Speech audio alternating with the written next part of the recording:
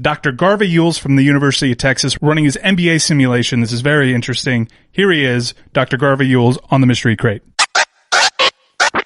All right, so as you know, we've all been content starved here in the sports business. We've had very unsatisfying ends to seasons and no endings at all. And so what we wanted to do is we wanted to check in here with a simulation model, an advanced simulation model. The Frontera computer is the fifth largest supercomputer in the world, and a team of programmers use it for a variety of different things. And Dr. Garva Yules is a professor of algorithmic modeling at the University of Texas. That's where the Frontera computer is located. And I don't know, Dr. Yules, thank you for joining us. I don't know if you're a sports fan or not, but can you just explain to us the power of this computer? What are we talking about in terms of a predictive model for an NBA season? How accurate is this thing and how advanced is it?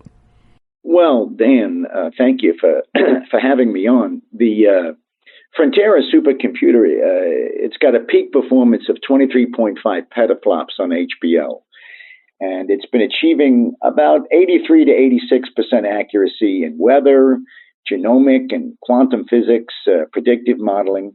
Recently, those numbers reached a high of 94%, give or take, with some basic dynamics such as moisture distribution and temperate flow patterns, just rain and temperature.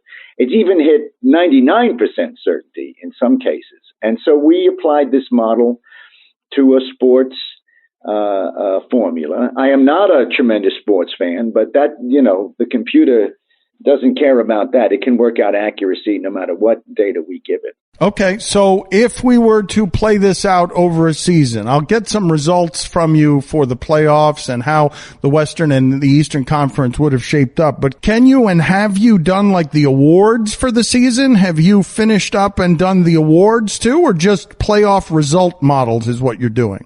We were able to come up with a lot of, I think, quite accurate predictions for how the National Basketball Association season would have turned out, and yes, including some of the awards that you mentioned.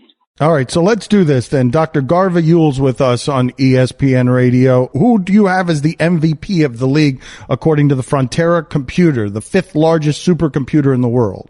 The computer gave us the answer of MVP as James Harden. Our model showed that he scores 60 points in 3 straight games during contests 73, 74, and 75, which I am told is a record of some sort. The Rookie of the Year, according to Dr. Garva Yules and the Frontera supercomputer. A young fellow named Ja Morant. Am I saying the name? Yes, you are saying that correct. So far, this is pretty close to accurate, I think. How about Coach of the Year? Do you have a Coach of the Year? Yes, the gentleman for the Orlando Magic, Steve Clifford, I believe his name is. No logic, just the computer spitting out Steve Clifford, Orlando Magic. Again, Dan, I can offer no insight as a sports fan. I'm simply telling you what the computer told us. In certain cases, we do have data on what the computer based it on, but not in this. We just had Steve Clifford quite definitively. All right. Dr. Garva Yules is a professor of algorithmic modeling at the University of Texas, where the Frontera computer is located, and the Frontera computer is the fifth largest supercomputer in the world. Where do you want to start in terms of playoff results according to the computer and Dr. Garva Yules?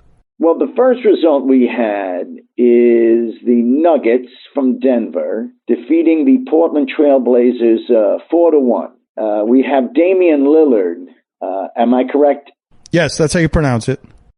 He insults the President of the United States in a post-game interview, in all likelihood, after their Game 1 victory, and he gets suspended for at least 2 games.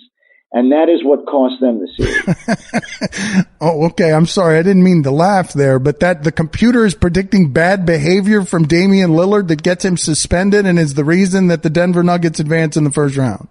The computer takes in a tremendous amount of information, both statistical, personal, and it will occasionally give us a result like that. It can be quite predictive of behavior as well as numerical. Okay, well, this will be more fun then if indeed there's going to be a lot of behavior attached to these. What other results do you have in front of you? I have data in a series between the Grizzlies and the Lakers. Okay, so the Grizzlies, you have Grizzlies and Portland making the playoffs. I don't know how that happened exactly, but okay. The Grizzlies and the Lakers, what happened in that? We have the Grizzlies defeating the Lakers, which I believe would be classified as an upset. Yeah, yes, it would be fairly shocking.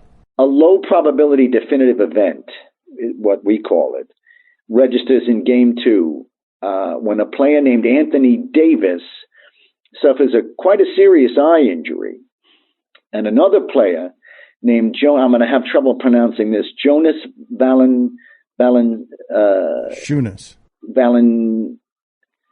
what you just said. He hits Mr. Davis with an elbow, and Davis's eye actually detaches during game play, and the resulting trauma and loss of that skilled player cost the Lakers the series. Oh, wow. Okay. A shocking result there from Dr. Garva Yules and the Frontera supercomputer. So who do you have winning the West then? If the Lakers are getting knocked out, who do you have winning out West? We have the Rockets winning the West. Wow, James Harden went crazy at the end of the season, and he won. So he wins the West. What happened out East? The Celtics from Boston and the Milwaukee Bucks play a 7-game series. And each of those games is decided by a maximum of 5 points. A player named George Hill experiences an aberrational anomaly when he scores 51 points in the deciding Game 7. Wait a minute. You have George Hill scoring 51 points to decide a Game 7 between the Bucks and the Celtics. Why is that humorous? Well, he's not likely to score 51 points in a game. He's just sort of an ancillary player. It'd be the most surprising output of points in the history of the playoffs. Well, we do have it as an aberrational anomaly. But you see, I have even if I knew a lot about basketball, which I don't, I defer to the computer. There is absolutely no bias. So you have Milwaukee coming out of the East, and who do you have coming out of the West to face Milwaukee? I'm assuming that was Game 7 of the Eastern Conference Finals? I want to mention that George Hill, after that 51-point Game 7, in a subsequent press interview in the locker room, is caught in a statistical bloom, or what we call an exponential black swan event, when his towel falls off his body and he is apparently visibly aroused.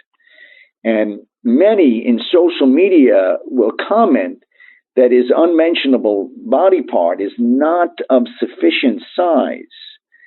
And no game penalty is incurred there. But in the championship series, he is not the same statistical player, so I think it may affect him. I don't understand how the computer would register such an event. I don't understand how the computer would know what George Hill's endowment was or what kind of shame he had about that endowment. All this information is available to the computer. There must be, it culls everything, social media, comments, articles, some personal interactions. The computer is as close to all-knowing as you could possibly get. I would stand behind this result. Dr. Garva Yules with us on ESPN Radio. What you have said, if it happened in an NBA game, just all of it, just basically everything you've said so far would be somewhere between surprising and shocking as it relates to the results, not necessarily the awards. So what did you have happening in the final? If I understand what you're referring to, the championship series in the NBA, yes, between the East and the West, will be the Milwaukee Bucks and the Houston Rockets. Okay, yes, according to that's not ridiculous. The Milwaukee Bucks and the Houston Rockets. It'd be surprising if the Rockets got there, but go ahead, explain to us what happens there. Well, the Bucks are forced to play their home games at Marquette University because of water damage to their arena. And again, the modeling can be this specific, I assure you. And the Rockets' defense proves to be very formidable. And a player on the Bucks named, and I'm going to need help here, Giannis Antetokounmpo is held to 17 points a game by Daniel House. And in celebration of this, James Harden shaves his beard. And I don't know what this exactly means, but a player named Russell Westbrook wears an outfit to the celebratory parade that will consist of a pony and a sparkler. A pony and a sparkler? That's what we have Russell Westbrook wearing to the parade. You've got a nude Russell Westbrook. He's nude? He's on a pony and he's holding a sparkler? It doesn't say specifically that he is nude. Who did you have holding Antetokounmpo to 17 points a game? A player named Daniel House. Is he not a player? Like a secret weapon or something? I don't know who that Daniel House is. Well, Mr. Leviton, I don't know who most of these players are. I'm just telling you what the computer is telling me. Okay, so Daniel House shut down Antetokounmpo, and what? Houston wins the finals? Yes. And all the speeches at the celebration are delivered in Mandarin and English. Okay. Okay, that's excellent. So a little bit of politics there because what? Yeah, because the Houston Rockets are in bed with China? Is that the reason that the speeches were delivered in Mandarin? How the hell would the computer know that? I would ask you this question. Listen, much of this I raise my eyebrows at, but much of professional sports, I respond that way too. That's not common practice. The bilingual. No, but neither is Daniel House shutting down Antetokounmpo in a way that makes zero sense, honestly. What else do you have for us in terms of results? Is that it, or do you have something else that we need? That's as much as we came up with.